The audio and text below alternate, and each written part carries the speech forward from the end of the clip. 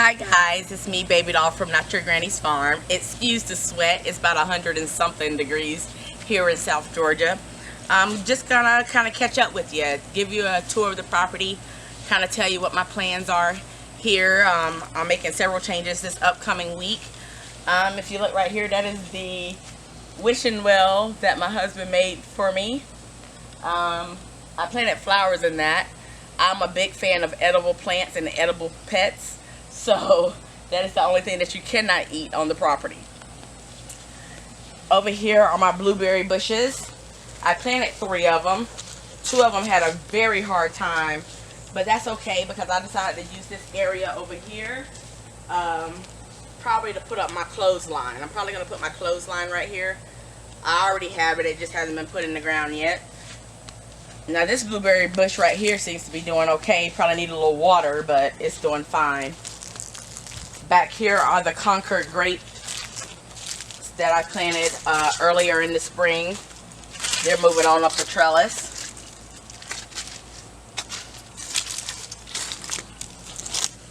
Now if you follow me, I'm going to take you to Fruit City. It's my little orchard of dwarf trees. I have some peaches, apples, pears, and lemons. Dwarf lemon tree. My apple tree didn't do all that great. It looked like it has died. I waited it out to see if it would do anything, but it just didn't come through for me. So I'll probably pull that up and replace it with the same type of tree. Now over here in this area is where I want to put my rabbits. Now right now you're looking at my chicken coop.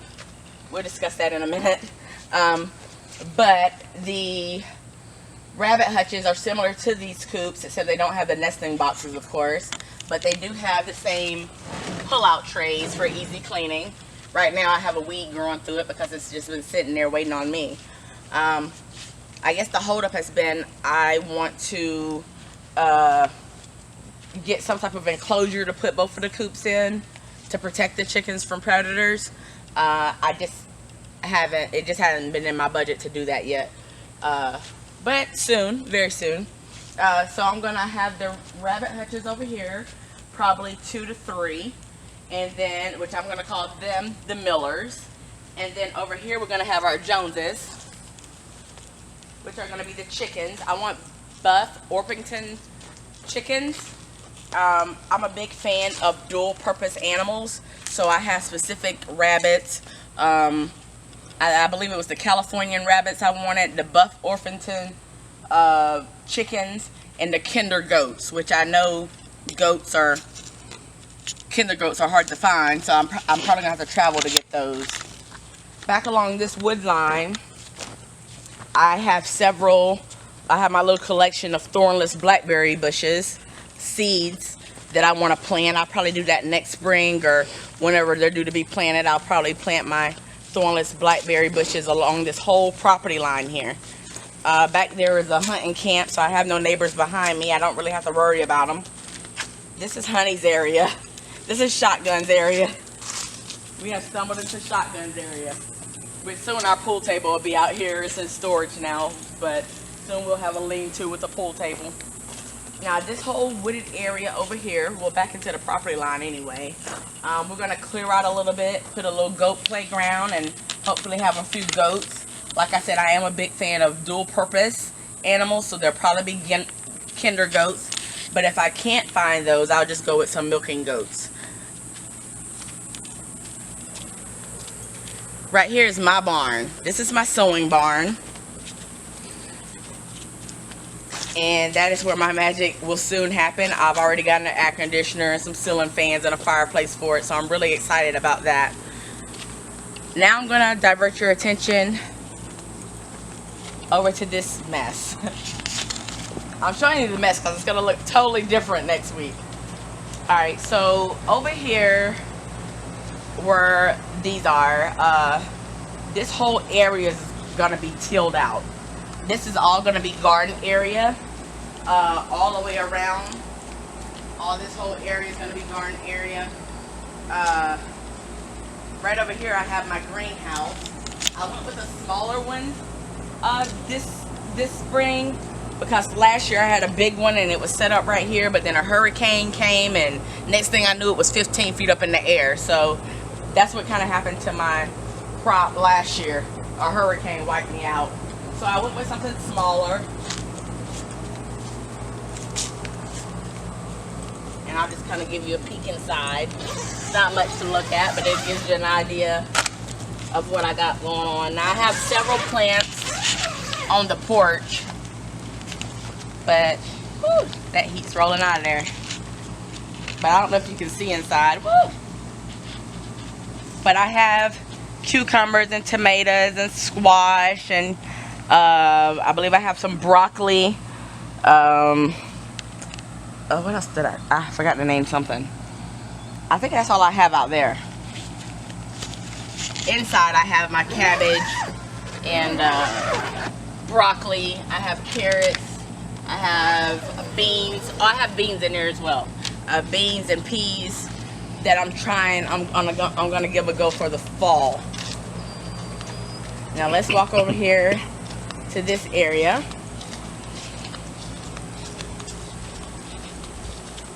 Remember these raised beds from last year? Well, let's talk about it. So I planted lettuce in this bed. It looks like this right now because a rabbit ate all of my lettuce. And I just hadn't gotten back in there and weeded it out and started over. I was waiting to get my fencing to go around it, which that will arrive on Monday. This whole area became a flood zone. I had some beans and some squash planted in this area. I don't think I've given up on it yet. I also, I actually had it planted in the ground. I just had a barrier around it. But I think I'm gonna go ahead and fill in the bed, and I think I'm gonna give it another go.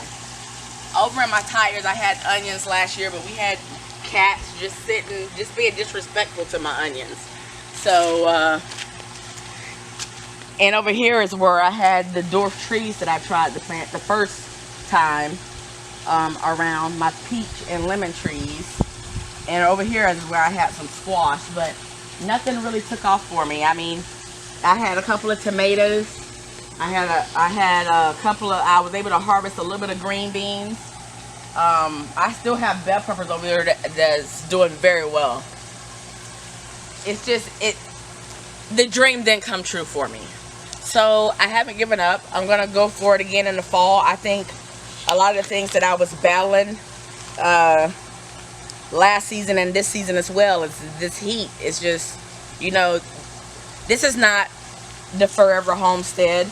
This is my classroom. So I'm learning. I'm getting a lot of valuable information, you know, that I would have only learned hands-on. You can read books all day long, but unless you get out there in the dirt and try to do it yourself, you'll never really understand what the battles and struggles are of gardening. Over here, these are the catfish in a barrel. And we'll discuss that in a minute. Come on to the porch.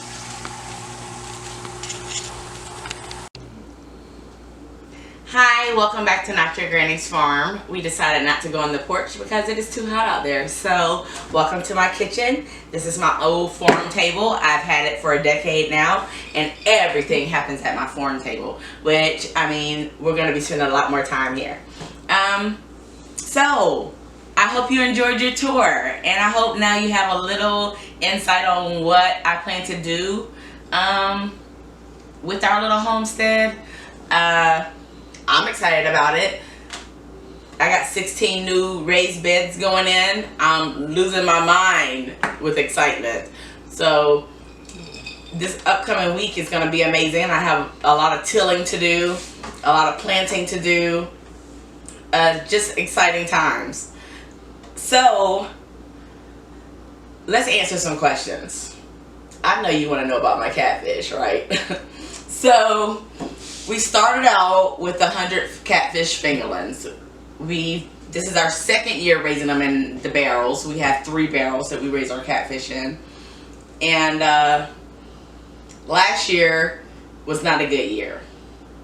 So let's bring in my husband, Shotgun, to discuss this year.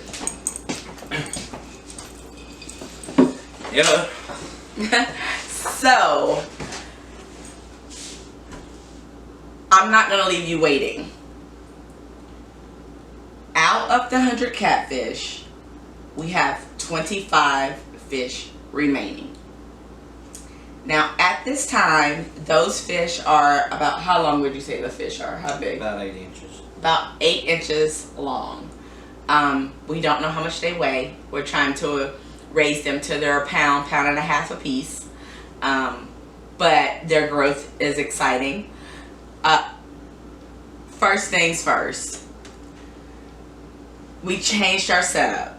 So this year we're using lava rocks with the pool pumps. The lava rocks are covering the filters for the pool pump to keep, which kept the fish from being sucked to the bottom as they were the previous year.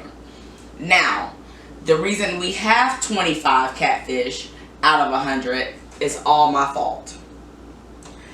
So we had this idea that we would use the rain barrels that we have, the water from the rain barrels, to replenish our barrels from depletion from the sun or you know. And so I believe there was a bacteria in the water, because as soon, I'm talking about, I used the barrel water, and I would wake up the next day and there'd be massive amounts of the fish just floating at the top. Like, it happened that fast. And it just wiped out so many of them so quickly. And I really, at that point in time, didn't know what our success rate was going to be for this year. Although, the last month and a half to 2 months, all the catfish have survived. The catfish that were lost early. We haven't lost any since I put that rain barrel, since I stopped putting the rain. So about a month and a half, we haven't lost any of our fish. So the setup is working for the catfish, and we haven't lost any, so the process is going good as far as that. Yes, which makes me want to try the same thing over again next year. We're going to try the same thing over. We're going to do the same thing? Thanks, babe. Okay, so we are going to try the same thing. Now I'm using like a dechlorinator that works instantly. So I bought 3 food grade buckets, which you may have saw them outside at the beginning of this video.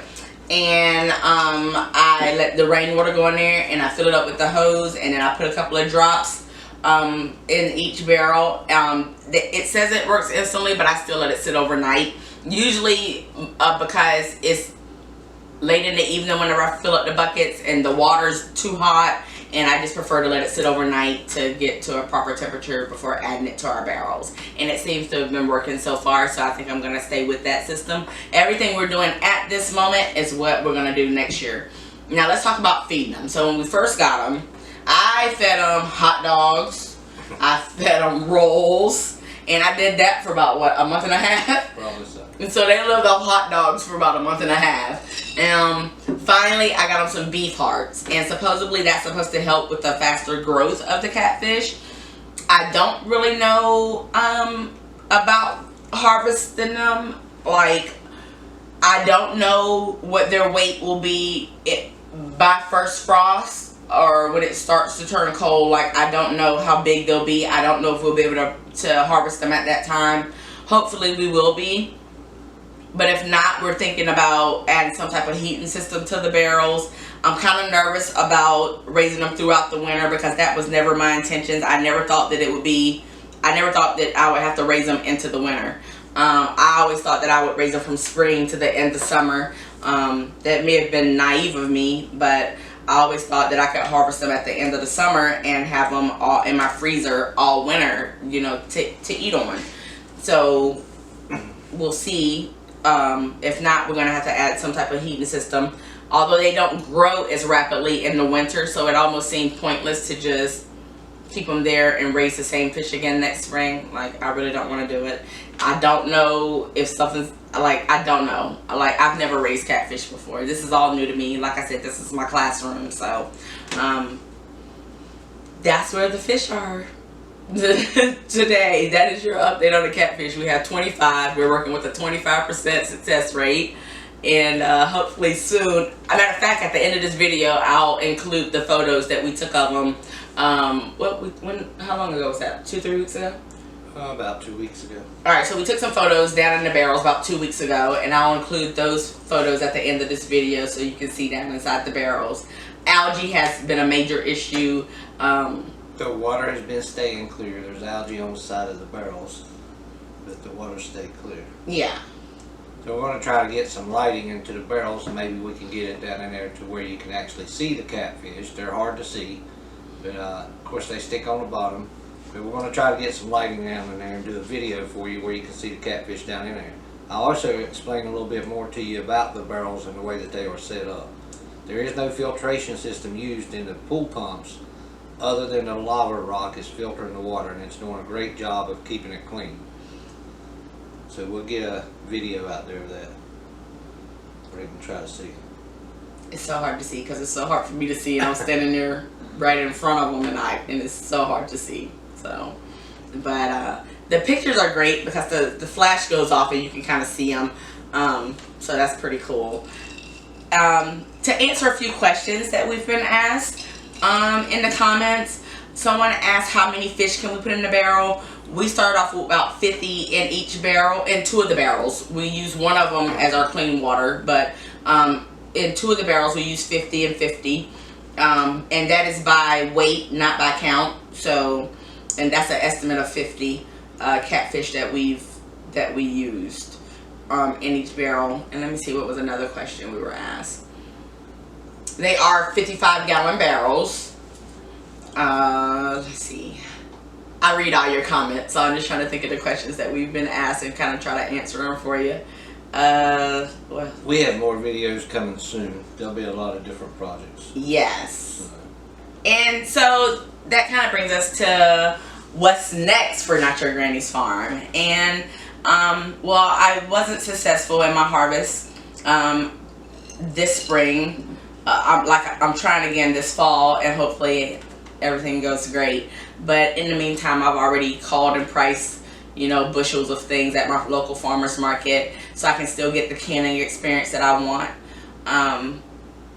Canning is a part of it. I feel like canning, you have to know. So I priced green beans and corn, and cucumbers and tomatoes, so I can make some salsa and some pickles and different things. My corn I'll probably freeze because I like my homemade cream corn, and I've never tried to can it. My grandma always froze it, so that's what I'm gonna do. We're gonna be doing some cooking because I like cooking from scratch. But what makes it unique is we're not just cooking. It's like, you know, I just call it Not Your Granny's Farm because it's like a slash between a homestead, and I guess I'm like a homesteader slash prepper, which I guess we all are. So I have my Augustin Farm food stash, you know, and I try to cook from scratch, but not just from scratch, from like food storage. So I've learned how to make a really good honey wheat bread, a really good white bread. I make a killer spaghetti sauce. I make good taco seasoning, my overnight oats, salsa, like just stuff that you would use out of your garden, or just everything from scratch. I'm just learning from scratch, you know, everything's from scratch. Now, I've always cooked, you know, but it's kind of fun to just use the different things from my preps. So if anything ever does go down, we'll be eating good. So yeah, exciting times around here. We have more news. So Shotgun and I have been married going on 11 years in October, and we own 6 acres up in the middle of Georgia. And as an anniversary gift, I got him the 4 acres right across from mine. So now we own 10 acres, and Not Your Granny's Farm is now a 10-acre farm, so a 10-acre homestead. So that is the future of Not Your Granny's Farm. It's nothing that we're gonna jump into right away. We have other obligations and things that we want to do before we make that big plunge into the homestead life. But I think it's just so much that I want to learn in this time right now. I think it's just so important that I learn all I can learn now, so that I'm not overwhelmed when that time comes, because 10 acres is a lot. It's a lot for 1 acre. It's a lot to come. Yeah, so it's we got, you know. So be sure to like, be sure to subscribe, be sure to leave your comments, because I do read them. A lot of times I just don't know what to say, so you know, my responses are a little delayed, you know. I don't know, it's just so exciting for me. So I'm Babydoll, this is Shotgun, and Y'all come back. and this is Not Your Granny's Farm.